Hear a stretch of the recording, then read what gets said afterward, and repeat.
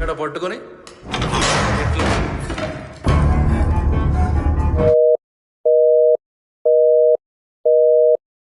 Halo teman film dimanapun kalian berada, bertemu kembali di channel Teman Film. Kali ini Mimin akan mengulas alur cerita film India yang berjudul Hangman. Film yang dirilis pada tahun 2026 ini mengisahkan tentang gejolak batin dan dilema moral seorang algojo hukuman gantung. Bagaimanakah kisah selengkapnya? Yuk gak berlama-lama lagi kita kupas tuntas film ini. Oke guys, kita langsung saja ke alur ceritanya.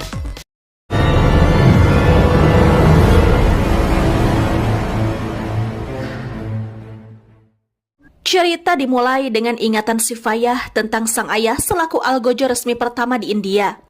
Diketahui jika beliau ahli dalam mengeksekusi penjahat, membuat mereka mati sebelum bisa merasakan sakit, dan setiap kali merenggut nyawa di tiang gantungan, dia selalu menanam bibit pohon di lahan yang dihadiahkan seorang perwira Inggris kepadanya bernama Rajat Singh tahun 1931. Di saat itu pula, sang ayah mengingatkan sesulit apapun hidup si Fayah nanti, dia tak boleh menjual lahan yang melambangkan sumber mata pencaharian mereka. Si Fayah pun sempat bertanya apakah kejahatan di dunia akan benar-benar berhenti jika mereka terus menghukum gantung para kriminal. Sebuah pertanyaan polos yang langsung dijawab oleh sang ayah bahwa lambat laun kejahatan pasti akan musnah. మన చేతిలోకి వెళ్ళిపోయిన పానానికి ఒక్కొక్క ముక్క నాటరాని ఎంత కష్టం వచ్చినా దీని Singkat cerita, di tanggal 31 Desember 2012, sepasang kekasih bernama Ayasa dan Suni pulang larut malam, sehingga mereka sulit mencari transportasi. Kebetulan mereka menunggu kendaraan di lokasi yang sama dengan si Fayah, yang membuat sosok Ayasa tak lepas dari tatapan pria itu. సర్లే It's very uncomfortable.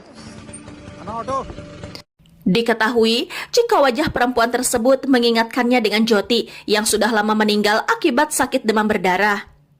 Hanya saja Ayasa tak memahami pandangan si Fayah yang sebenarnya bersumber dari kerinduan terhadap almarhumah anak gadisnya, sehingga dia mengira pria itu memiliki niat jahat.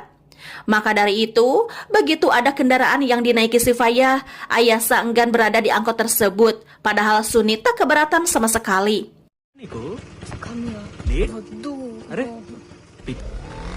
wah Tak lama kemudian bus pun lewat dan kedua insan tersebut langsung menaikinya. Namun di dalamnya banyak pemuda liar termasuk supir busnya. Apalagi ketika melihat pasangan itu begitu mesra, para pemuda tersebut malah berpikiran jahat. Mereka lalu merendahkan Ayasa yang membuat Suni kesal. Perkelahian pun terjadi dan Suni yang dikeroyok tak bisa melakukan perlawanan. అప్పుడే ఆటో ఎక్కేసి అయిపోయింది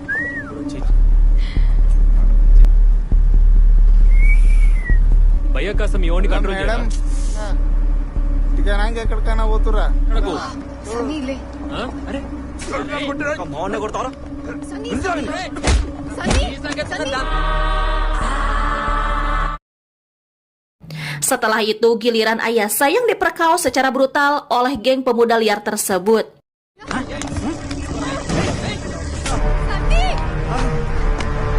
Sunny. మందు తాగినావా సిగ్గులేదా నీకు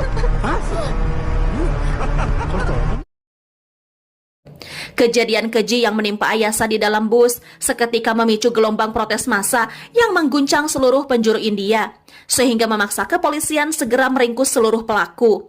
Diketahui jika perbuatan brutal para pemuda tersebut sampai membuat perempuan malang itu mengalami luka teramat parah, hingga akhirnya menghembuskan napas terakhirnya. Di dalam jeruji besi, sang supir bus bernama Srinu ditemukan tewas bundir di dalam selnya. Sementara satu pelaku yang masih di bawah umur dijatuhi hukuman 3 tahun di panti rehabilitasi, dan 3 terdakwa sisanya resmi divonis hukuman mati oleh pengadilan. Mendapati vonis tersebut, pihak pelaku langsung mengajukan berbagai upaya hukum mulai dari banding hingga gerasi presiden. Namun semua permohonan itu ditolak mentah-mentah, sampai akhirnya pengadilan tinggi resmi mengeluarkan surat perintah eksekusi mati. Sudah 10 tahun berlalu sejak vonis mati dikeluarkan, dan sekarang waktu telah memasuki tanggal 15 Desember tahun 2021. Terlihat 2 orang pria sedang mengendarai bajai demi mencari keberadaan si Fayah. Mereka akhirnya menemukan Sifayah dalam kondisi mabuk berat, lalu bergegas membawanya pulang ke rumah.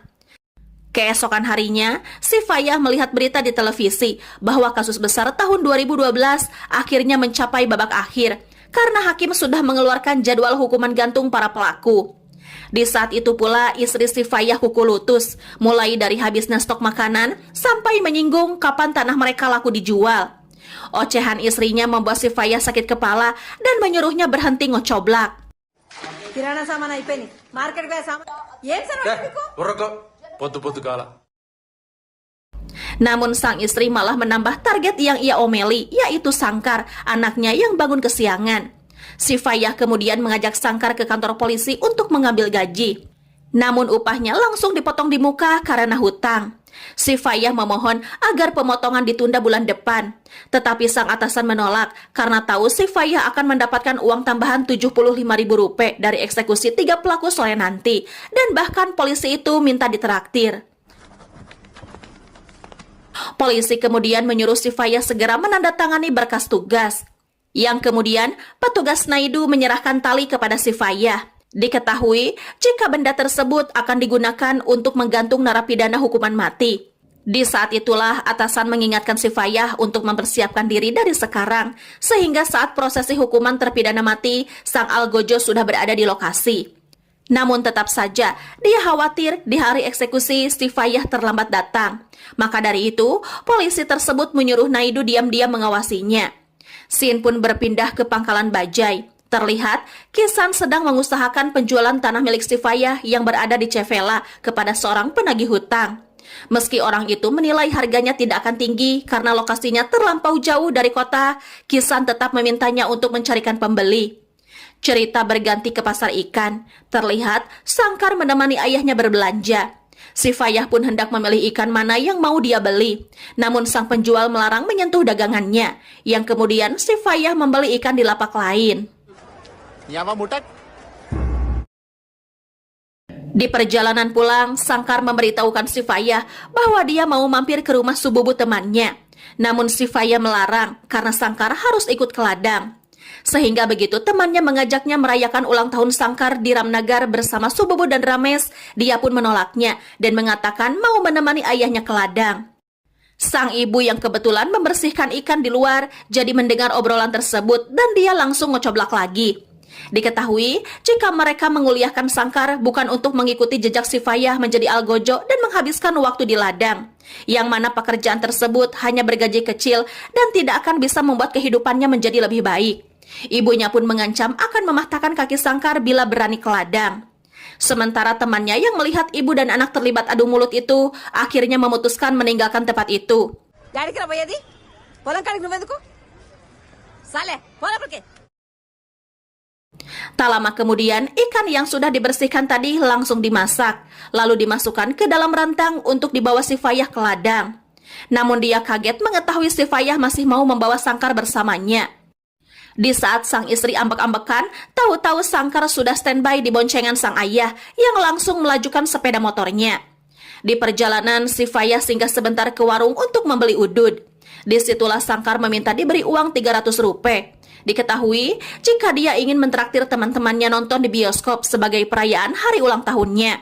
Namun Sifayah tak langsung memenuhi keinginan Sangkar dan mengatakan nanti saja masalah itu dibahas. Mereka pun melanjutkan perjalanan dan di momen tersebut Sifayah menanyakan perihal ujian sang anak, di mana jawabannya sukses bikin ayah itu tak habis pikir karena Sangkar mengaku berbuat curang dengan menyontek berjamaah dikala mengisi lembar jawaban. Parahnya, tindakan sesaat itu justru diyakini Sangkar pasti membuat mereka lulus. Bahkan saat Sifayah mengingatkan bahwa kelakuan nakal tersebut bisa ketahuan dan berdampak buruk, sang anak justru enggan memikirkan resiko tersebut. Begitu sampai di ladang, Sifayah kembali mempertanyakan kejujuran Sangkar dalam menjalankan ujian. Namun sang anak justru berdalih bahwa fasilitas di kampusnya sangat buruk, sehingga dia tidak bisa belajar dengan benar. Padahal pihak pengelola sudah memungut biaya cukup besar dari para mahasiswa yang kuliah di sana. Sifayah kemudian menyuruh Sangkar mengisi karung dengan pasir sebagai persiapan uji coba eksekusi. Lalu menanyakan apa cita-cita sang putra setelah lulus ujian nanti. Dengan polosnya, Sangkar menjawab ingin menjadi polisi atau dokter karena intinya dia hanya ingin menekuni profesi yang bisa menghasilkan uang banyak. Si Fayah lalu memasang tali di dahan pohon dan menanyakan apakah Sangkar mau meneruskan jejaknya menjadi seorang algojo. Namun tawaran itu langsung ditolak mentah-mentah oleh sang anak. Diketahui jika Sangkar enggan meneruskan pekerjaan turun-temurun dari kakeknya tersebut. Si Fayah yang mengabaikan penolakan itu tetap menyiapkan alat simulasi algojo berupa meja kayu yang berguna sebagai pijakan terpidana mati yang menjalankan hukuman gantung. Di saat itulah si Fayah melihat Sangkar membunuh semut-semut yang berada di sekitar pohon tempat dia mengambil pasir. Si Fayah sontak melarang tindakan tersebut dan memintanya fokus saja mengisi pasir ke karung sampai penuh. ఇంకేమన్నా అయితా ఏం చేస్తున్నావురా నల్లజీమలాయనా సంచిలో పోతున్నాయి మొత్తం. Si Fayah kembali menanyakan alasan mendasar mengapa Sangkar sama sekali tidak ingin meneruskan profesi sebagai algojo. Sangkar pun terus terang bahwa teman-temannya seringkali mengejek ayahnya yang mencari uang dengan cara membunuh orang. Diketahui jika cibiran sosial itulah yang selama ini membuat mental Sangkar tertekan dan merasa malu dengan pekerjaan sang ayah. Mendengar keluh kesah anaknya, si Fayah tidak marah, melainkan tetap fokus memberikan simulasi menjadi seorang algojo. Dia pun meminta karung pasir tersebut ditambah beberapa batu bata guna menambah berat beban peraga. Lalu mengikat karung itu pada tali gantungan dan meminta sang putra untuk menghitung waktu jatuhnya peraga secara akurat. Sangkar pun mengatakan bahwa seluruh prosesi eksekusi simulasi tersebut berlangsung sangat cepat, yaitu selama 14 detik saja. ఎంత 14 సెకండ్లు. Di momen itulah si Fayah menjelaskan bahwa karung tersebut diibaratkan sebagai tubuh manusia, di mana fokus utama eksekusi adalah mematahkan tulang punggung secara instan. Sang ayah lalu menegaskan bahwa hukuman gantung memiliki prosedur yang sangat ketat agar korban tidak merasakan sakit sedikit pun ketika mereka meninggal dunia. Si Fayah menceritakan bahwa kakek si Fayah dahulu mengajarkan teori algojo kepada ayahnya saat beliau berusia 18 tahun. Di usia yang sama pula, ayah si Fayah menirukan ilmu tersebut untuk mendidik si Fayah menjadi algojo hebat. Sama seperti Sangkar yang menolak menjadi algojo, si Fayah pun berlaku demikian. Namun kakeknya malah berkata algojo adalah tugas mereka. Maka dari itu, si Fayah tetap akan mewarisi cara kerja algojo pada Sangkar, walau anaknya kelak tak mengikuti pekerjaan turun-temurun itu. Si Fayah pun balik mengingatkan Sangkar tak boleh melakukan kecurangan, seperti menyontek dalam ujian dan menjadi orang yang bertanggung jawab. Dan kewajiban si Fayah sebagai seorang ayah adalah mengajarkan Sangkar teknik menghukum gantung terpidana mati. Sisanya dia menyerahkan sepenuhnya kepada Sangkar ingin jadi apa dia di masa depan. Si Fayah lalu menyuruh Sangkar menarik tuas untuk melakukan simulasi hukuman gantung kepada peraga. Namun, dalam pelatihan tersebut, Sangkar merasa sangat sulit memperoleh ketukan waktu yang pas untuk menjatuhkan beban, apalagi peraganya sangat berat.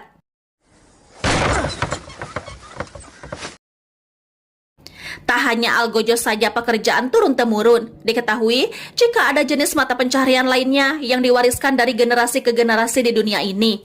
Dan sebagai anak dari ayah yang menjalani tugas algojo, Sangkar pun terus melakukan pelatihan. Si Fayah lalu mengajari apa yang dahulu ayahnya katakan mengenai alat eksekusi terpidana, yaitu tali kokoh yang mampu menahan berat beban tubuh manusia. Fungsi utama tali tersebut bukan untuk menyiksa mereka, melainkan hanya sekedar memberikan kematian instan tanpa rasa sakit.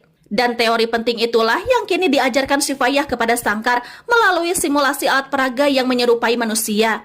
Lalu dengan tali tersebut mereka menghukum gantung manusia tiruan itu.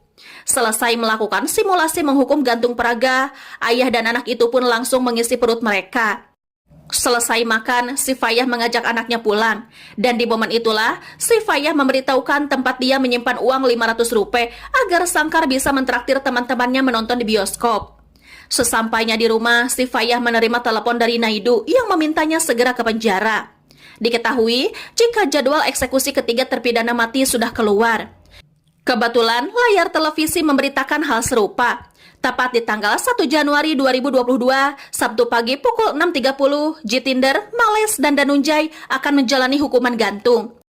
Dan kabar kematian ketiganya juga diperdengarkan di penjara, sehingga ketiga tersangka mengetahui jadwal kematian mereka. Hal itu membuat suasana sel jadi tegang, apalagi mereka mulai saling menyalahkan hingga perdebatan berubah jadi baku hantam.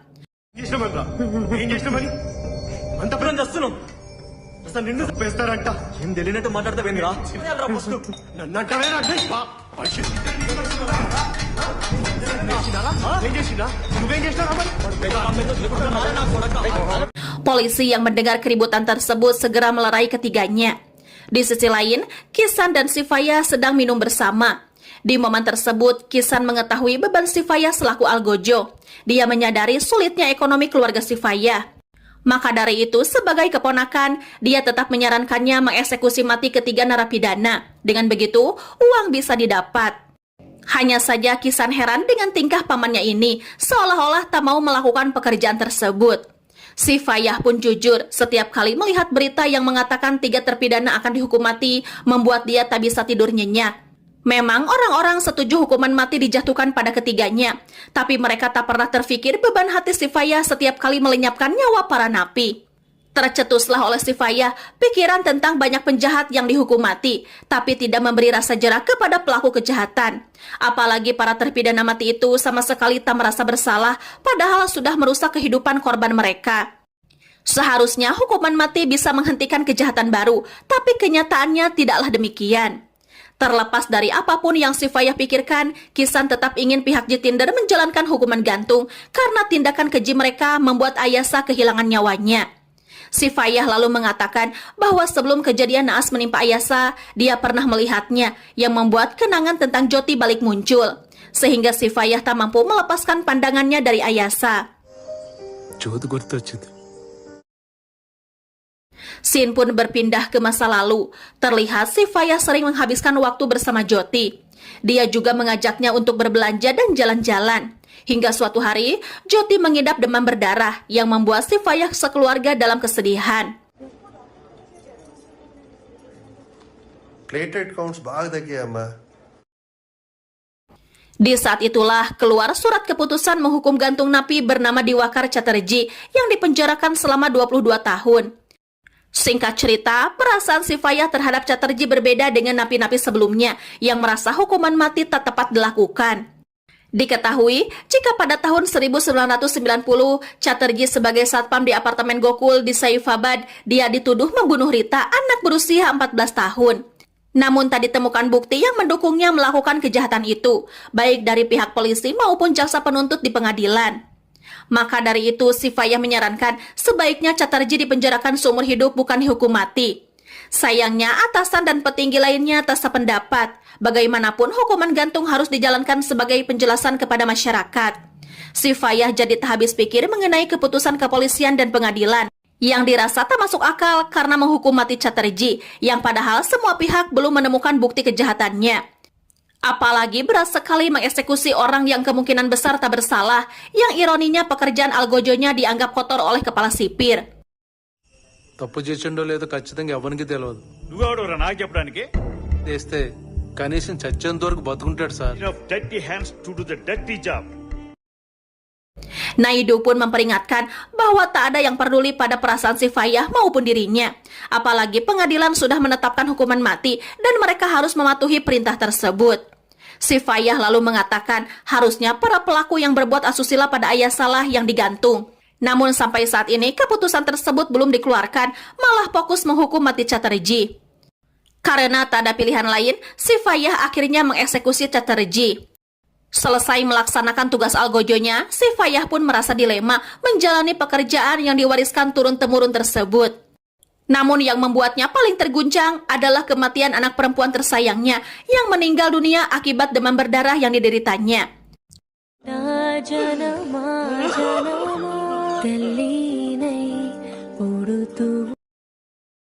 Cerita berganti ke masa kini. Di situ, Sifaya meminta Kisan mengupayakan penjualan ladang mereka. Sementara itu, Sangkar dan teman-temannya baru selesai menonton bioskop. Hanya saja salah satu temannya protes karena nonton film di teater yang banyak nyamuknya. Sangkar sontak berkata, kedepannya tak mau lagi mentraktir Rames. Hal itu membuat Rames tak lagi mengeluh dan mengaku jika tadi dia cuma bercanda. Namun mengenai Sangkar yang diberi uang 500 rupiah oleh ayahnya, membuat Sububu iri. sebab ayah Sububu enggan memberikan uang walaupun hanya 100 rupiah. Mendengar itu, Rames malah menyinggung penghasilan si Fayah sebagai tukang jaga lebih besar ketimbang ayahnya Sububu yang cuma penjaga toko. Singkat cerita, esoknya si Fayah membangunkan Sangkar untuk segera bersiap-siap karena mereka akan pergi ke penjara yang ada di pusat kota.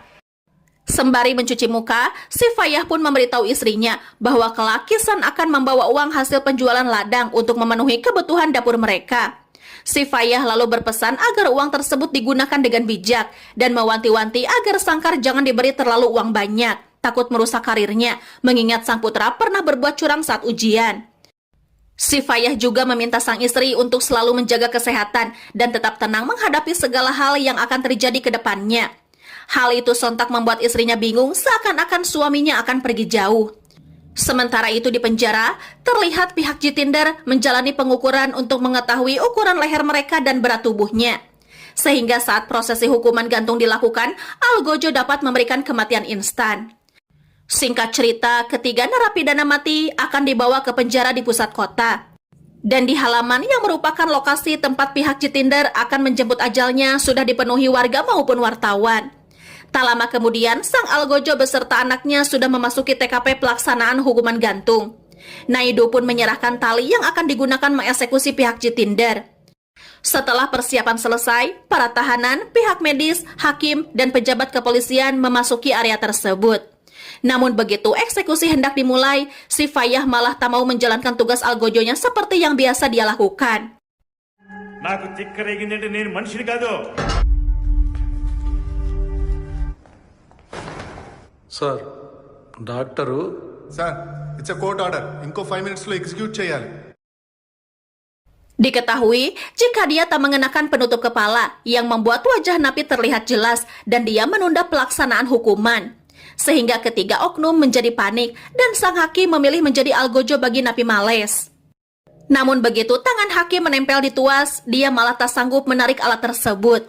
Di saat itulah si Fayah meminta mereka untuk melihat wajah Males. Dia menjelaskan tak ada sedikit pun penyesalan di wajah Males yang menyeratkan hukuman gantung tak membuat nyalinya takut. Karena baginya, merusak kehidupan Ayasa bukan suatu kesalahan. ఏంటి సార్ ఇది? మొహం చూడండి సార్, భయం లేదు, బాధ లేదు. ఈజీ కాదు మనిషిని చంపడం, మాకంటే అలవాటు అయిపోయింది. Si Fayah lalu menarik tuas itu, tapi teknik yang ia lakukan bukan memberikan kematian instan. Yang mana kini kematian Males butuh berjam-jam, barulah Males bisa menghembuskan napasnya. Terbukti dari pemeriksaan tim medis bahwa Males masih memiliki denyut nadi. Hal itu bisa terjadi karena tali yang dikaitkan ke kepala Males renggang. Sehingga begitu tuas ditarik, pria tersebut tak lagi memiliki pijakan yang membuat lehernya menggeliat dalam untayan tersebut. Akibatnya nyawanya menjadi setengah. Dokter pun mengatakan sekitar 3-4 jam barulah Males sepenuhnya meninggal. Mengetahui kondisi mengerikan yang menimpa Males, kepala sipir memarahi tindakan si Fayah.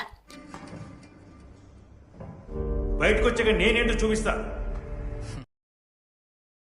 Namun si Fayah tak peduli karena dia ingin para penjahat bisa merasakan sakitnya kematian agar timbul rasa penyesalan sehabis berbuat kejahatan.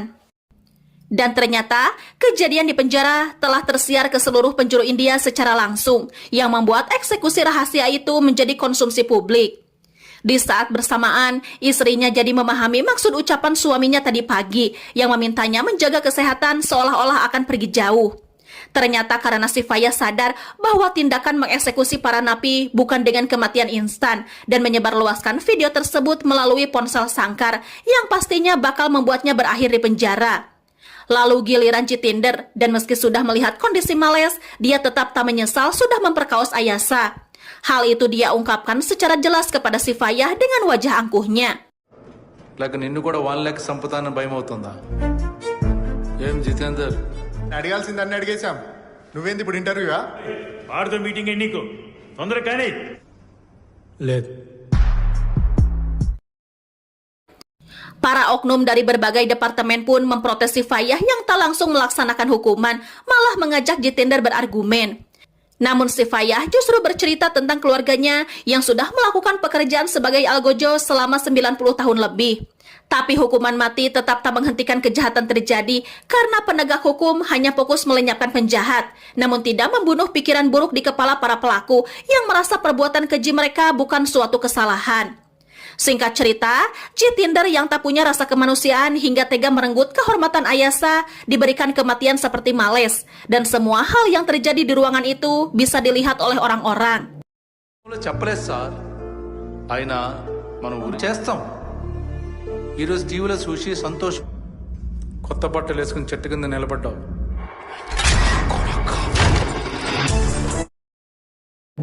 Ada yang pro terhadap si Faya dan ada juga yang kontra dengan tindakannya itu. Dan ketika giliran Danunjay, pria tersebut mengaku salah. Dia mengaku saat kejadian itu, dia sudah memperingatkan pihak Jitinder agar tak memperkaos Ayasa. Mereka hanya perlu mengambil uangnya saja.